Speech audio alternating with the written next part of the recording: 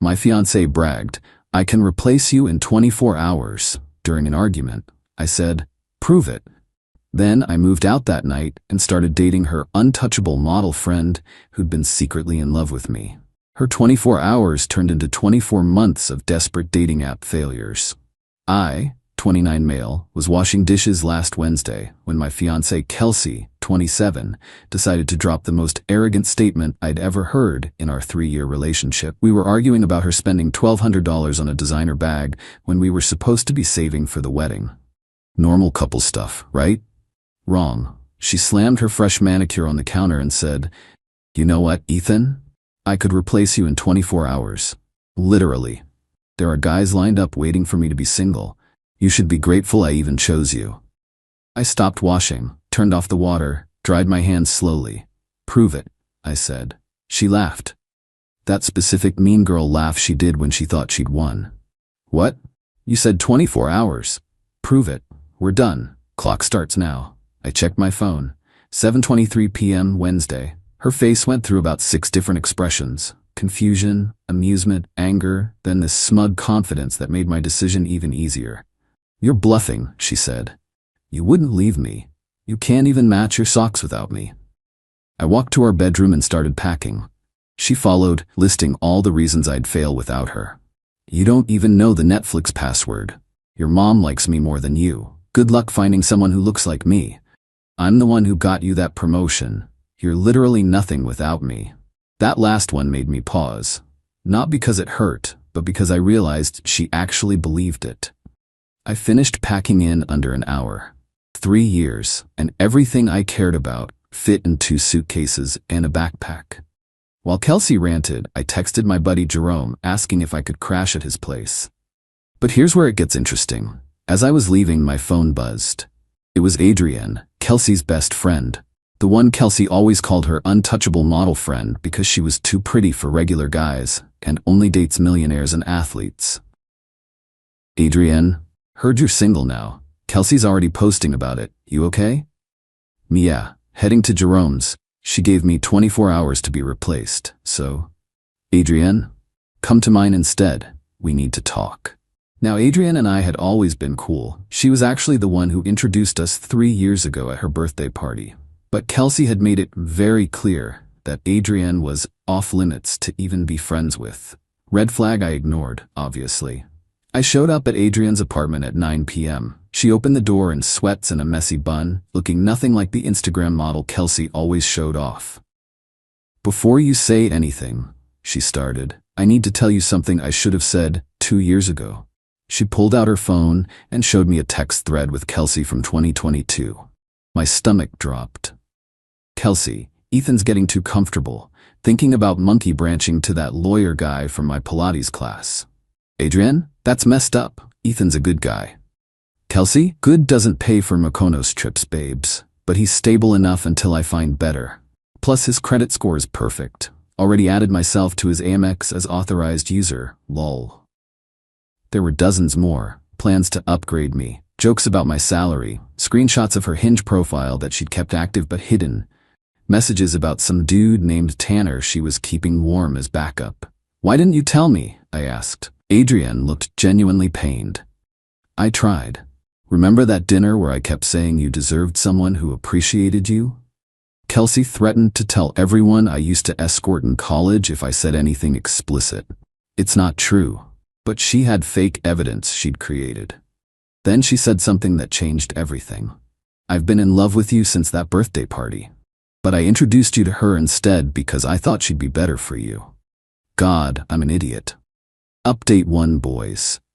The 24-hour deadline passed, and oh boy. First, let me address what happened with Adrienne. We didn't immediately jump into anything. She let me crash in her guest room. We talked until 4 a.m. about everything. She showed me 3 years of her private journal entries, with her permission, about watching me be with Kelsey. It was heartbreaking and beautiful at the same time. But the real entertainment was Kelsey's replacement speedrun. Hour 1 to 3, she posted a thirst trap on Instagram, single and ready to mingle, taking applications. Got 200 plus likes and about 50 DMs from dudes. Hour 4 to 6, posted on her story at 3 different bars, Where are all the real men at? The videos got progressively sloppier. Hour 7:12 matched with 30+ guys on dating apps. Posted screenshots bragging about her options. Adrienne was screenshotting everything and sending them to me. We weren't laughing though, it was actually sad. Hour 13 to 16 brought some guy named Kyle home. He looked like he sold protein powder out of his truck. Posted a story of his back with "upgrade already." Hour 17 to 20, Kyle left. Kelsey posted and deleted a crying selfie. Then posted "know your worth, ladies." Hour 21 to 24, full panic mode. Started texting me from 3 different numbers. I kept blocking them. The messages went from "I win, I replaced you" to "can we talk" to "this isn't what I meant." The 24 hours ended at 7:23 p.m. Thursday. At 7:24 p.m., Adrienne posted a photo of us having dinner. Nothing romantic, just 2 friends eating sushi. Caption, "good company." My phone exploded. Kelsey called Adrienne immediately, screaming. Adrienne put it on speaker. "You backstabbing whore, he's mine." "You literally dumped him, Kels. Also, we're just having dinner." I didn't dump him, it was a fight, and you know the girl code. Girl code doesn't apply when you treat people like disposable objects. Kelsey hung up and immediately started a smear campaign. Posted that Adrienne had been stalking me and sabotaging our relationship, tagged all their mutual friends, made a whole Instagram highlight called "betrayal." Then came the text to me. "Your little rebound won't last. Adrienne only wants you to get back at me. She's been with half the city. I was testing you and you failed. My mom already bought her mother of the groom dress. You have 48 hours to apologize or I'm keeping the ring." About that ring, I'd bought it but hadn't proposed yet. It was in my apartment, we didn't live together yet. Thank God. But the best part was her mom, Diane, calling me. "Ethan, sweetheart, what's this about you abandoning my daughter?" She said she could replace me in 24 hours, Diane. I took her at her word. That's just how she expresses anxiety. You know she didn't mean it. She posted herself with another man's back on Instagram. She's grieving. Take her back. No, you'll never find another girl like her. That's literally the point. She hung up on me. Update 2, Kelsey went nuclear. First, she tried to get me fired. Called my company claiming I'd been stealing company time for dates and harassing female employees. Problem? I work from home and my boss is my cousin Rick, who's known me since I was 5. Rick called me laughing so hard he couldn't breathe. "Bro," she said, "you were, hold on, creating a hostile work environment with your toxic masculinity. You haven't even been to the office in 6 months." Then she tried the sympathy route, posted that she was healing from narcissistic abuse, and started a whole series about recognizing emotional manipulation. Her friend Brittany even started a podcast episode about it. They didn't use my name, but said certain people show their true colors when rejected.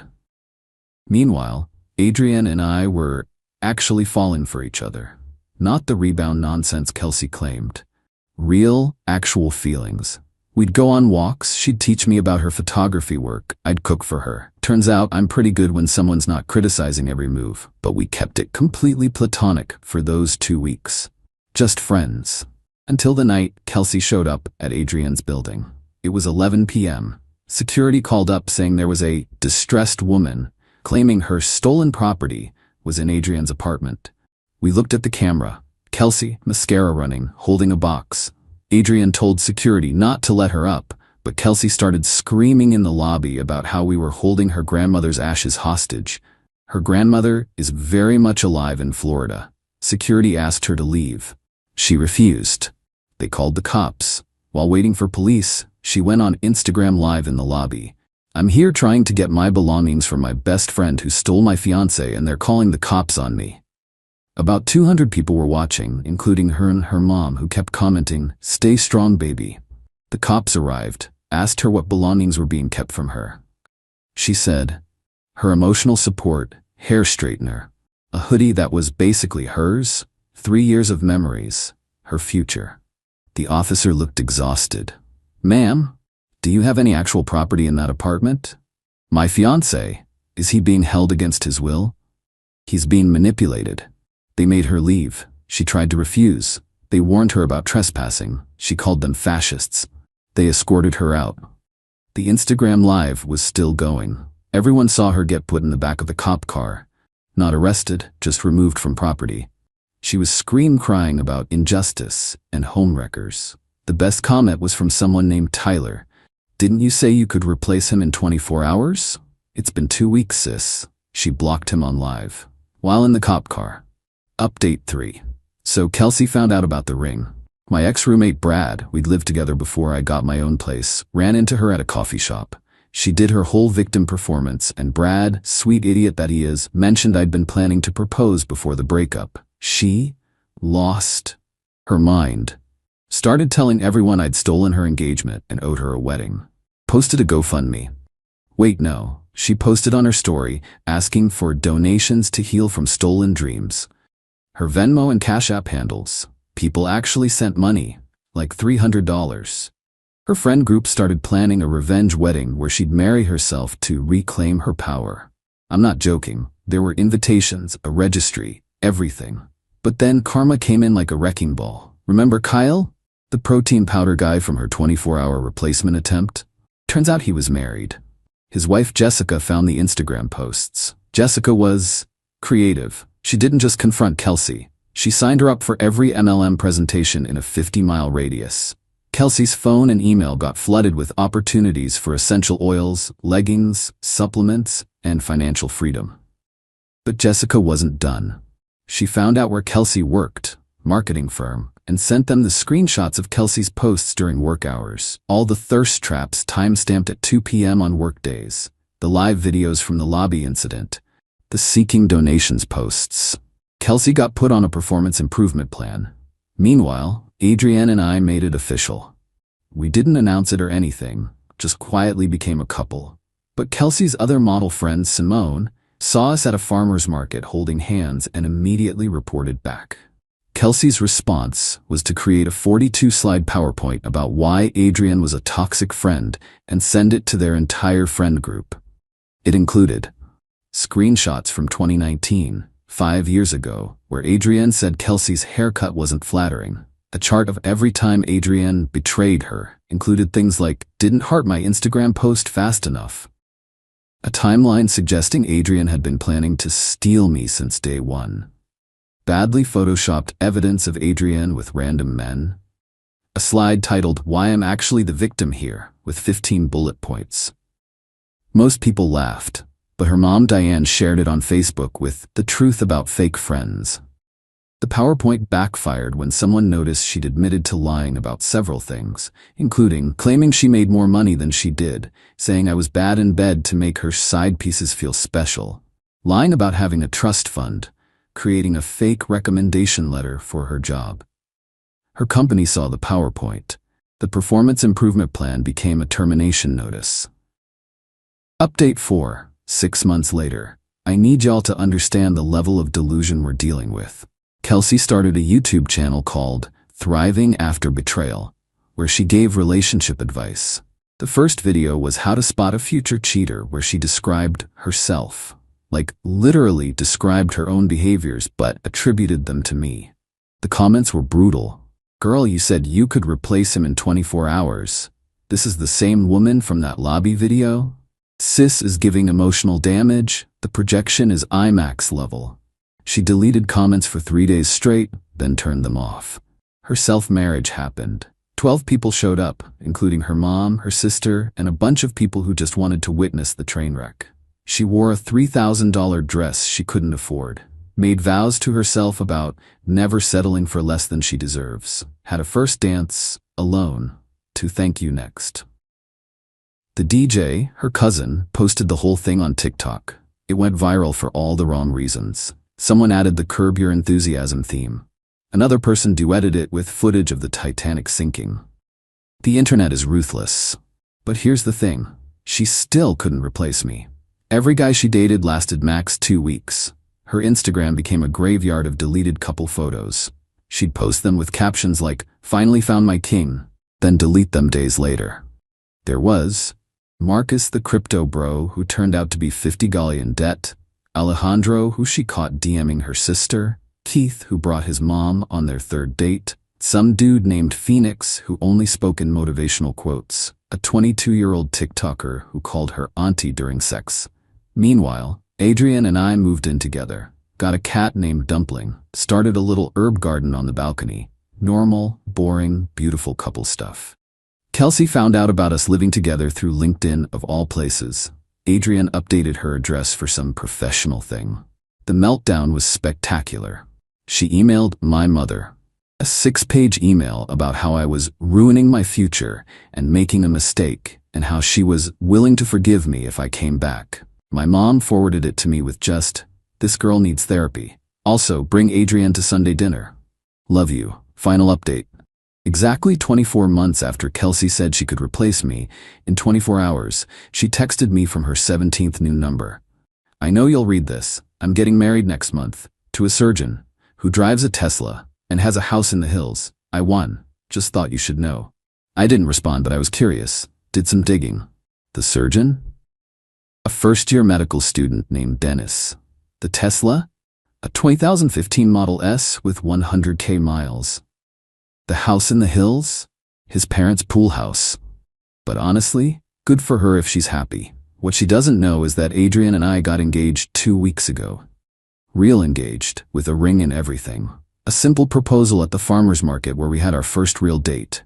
We didn't post about it, didn't make announcements, just told our families and close friends, living our life without the performance.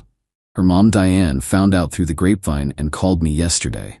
Not to congratulate us, but to ask if we'd consider a double wedding to save money. I laughed so hard I dropped my phone.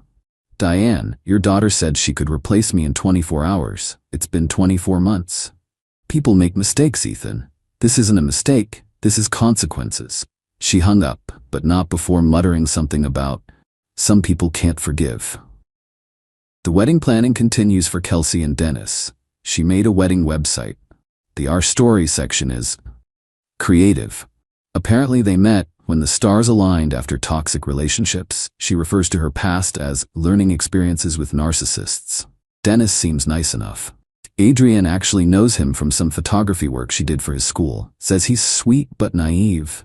We're genuinely hoping it works out for them.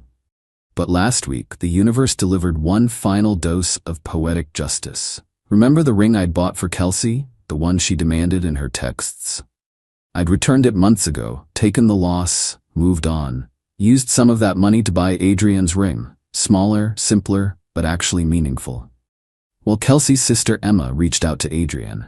Turns out Kelsey had been telling Dennis that I'd stolen a family heirloom ring from her, that her grandmother's 3-carat diamond was sitting in my apartment. Dennis, being a good guy, offered to buy her a replacement that would be even better. Emma knew this was bullshit. Their grandmother is alive and wears her rings daily, but kept quiet until she saw what Dennis bought. A 0.5-carat ring that he went into debt for because Kelsey insisted she needed at least 2 carats to heal from the trauma. Emma sent Adrian screenshots of Kelsey crying to their mom about the tiny ring and how she deserved better after everything she'd been through. Dennis found out about the lies last Tuesday. The wedding is off. Kelsey is back on dating apps with a bio that says no time for games, previous engagement stolen by a bitter ex and his homewrecker girlfriend, looking for a real man who can handle a real woman. It's been 24 months. She still hasn't replaced me. Not because I'm irreplaceable, but because she never saw me as a person to begin with. Just a role to be filled, a checkbox on her life plan. Adrian and I are getting married next spring. Small ceremony, close friends and family, no PowerPoints, no Instagram lives from the lobby, no self-marriage is required. To everyone asking why I didn't see the red flags sooner, I did. I just thought loving someone meant accepting their flaws. Turns out there's a difference between flaws and fundamental character issues. Kelsey, if you're reading this, and according to Emma, you check my Reddit daily, your 24 hours ran out 730 days ago. Maybe it's time to stop counting. Also, Dennis is a good guy. You should have tried actually caring about him instead of what he represented, but that would require seeing people as humans rather than accessories. Oh, and one more thing. Adrian wasn't secretly in love with me to hurt you. She was secretly in love with me, despite being your friend. There's a difference. One you'll never understand. Peace out. Going to water my herb garden and cuddle my cat with my fiancée who sees me as a person, not a placeholder. Edit. Stop asking for Kelsey's YouTube channel. Let's not brigade. Also, she deleted it after the 50th 24 hours girl comment. Edit 2. To everyone saying this is fake because no one would marry themselves, Google it. It's a real thing. The world is weird. Edit 3. Dennis reached out to thank me for dodging a bullet. We're not becoming friends or anything, but I wished him well. He's dating a nice girl from his study group now. Kelsey found out and posted about betrayal in the medical community. The delusion continues. Edit 4. For those asking, yes, the herb garden is thriving. Dumpling hasn't eaten any of it yet. Life is good.